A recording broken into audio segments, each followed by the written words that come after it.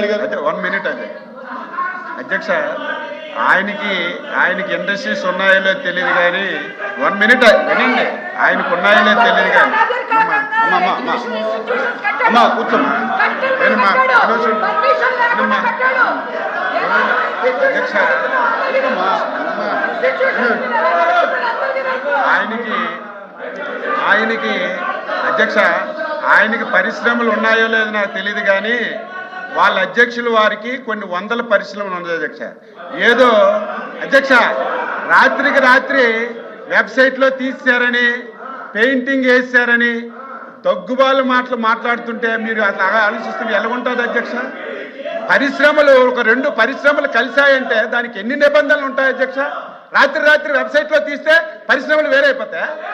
ఒక ప్లాంట్ మీద ఒక పోస్టర్ మీద పెయింట్ వేస్తే పరిశ్రమలు వేరైపోతాయి అధ్యక్ష.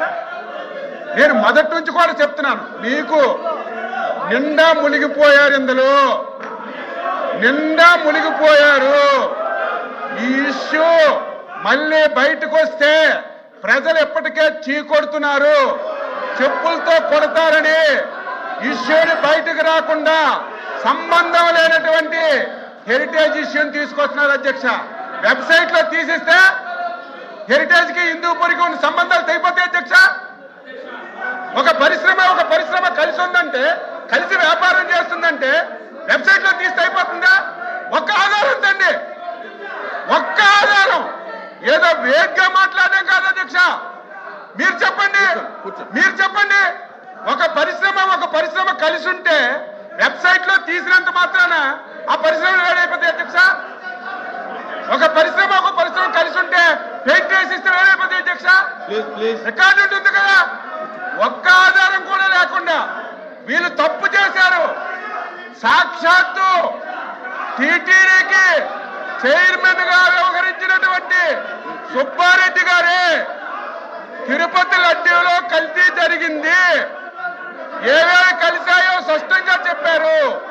ఈ విషయాలన్నీ బయటకు వస్తాయని సంబంధం లేని ఇష్యూని తెచ్చి డైవర్ట్ చేయడానికి ప్రయత్నం చేస్తున్నారు అధ్యక్ష.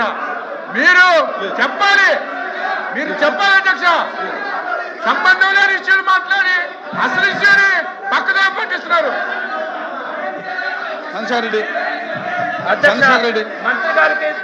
మంత్రి గారికి దండం పెట్టామన్నాను అధ్యక్ష. ఒక 5 నిమిషాలు కనుక్కోండి అన్న, సాక్ష్యాలు చూపిస్తాం అన్నా. మీరు రండి అన్న అధ్యక్ష. ఏదైతే మీరు కల్తీ నెయ్యి అని చెప్తా ఉన్నారు, ఆ కల్తీ నెయ్యి ఏఆర్ డైరీ సప్లై చేస్తుందంటా ఉన్నారు. ఆ ఏఆర్ డైరీ ఫస్ట్ ట్యాంకర్ ఇచ్చింది వేల ప్రభుత్వాలని అధ్యక్ష. కల్తీ నెయ్యి అని చెప్పింది కూడా వేల ప్రభుత్వాలు వచ్చిన ట్యాంకర్లు అధ్యక్ష.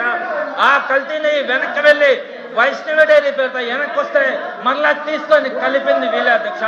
ఆ వైష్ణవి డైరీ సంఘం డైరీకి సంబంధం ఉన్నట్టుగా సాక్ష్యం చూపించాను అధ్యక్ష. ఆ సంఘం డైరీ వేల నాయకులు ధూళిపాల నరేంద్ర గారు అధ్యక్ష. ఇప్పుడు చెప్పండి అధ్యక్ష, వైఎస్ఆర్సీపీకి ఏ సంబంధం? ఆ కల్తీ నెయ్యి ఎవరి హయాంలో వచ్చింది? ఆ కల్తీ ట్యాంకర్ ఎవరి హయాంలో వచ్చింది? వెనక్కి వెళ్ళినటువంటి ఆ ట్యాంకర్ మళ్ళా ఎవరి ఒత్తిడితో పైకి వచ్చింది? ఎవరి ఒత్తిడితో వాళ్ళు తీసుకున్నారో వాళ్ళు సమాధానం చెప్పాల్సిన అవసరం ఉంది అధ్యక్ష. ఇదే విధంగా అధ్యక్ష ఇంకొకటి కూడా చెప్తున్నాను అధ్యక్ష. వీళ్ళు సిబిఐ అధ్యక్ష చూడండి అధ్యక్ష, సిబిఐ చార్జ్ షీట్ అంటా ఉన్నారు అధ్యక్ష. కూర్చోండి అధ్యక్ష, సిబిఐ చార్జ్ షీట్ అంటా ఉన్నారు అధ్యక్ష. చర్చలు ముందు కొనసాగనే ఉండే. సిబిఐ చార్జ్ షీట్ గురించి మాట్లాడదాం అధ్యక్ష. సిబిఐ చార్జ్ షీట్ కాపీస్ నా దగ్గర ఉన్నాయి అధ్యక్ష. Page number 209, 210 CBI charge sheet లో ఉన్నటువంటి అంశం అధ్యక్ష.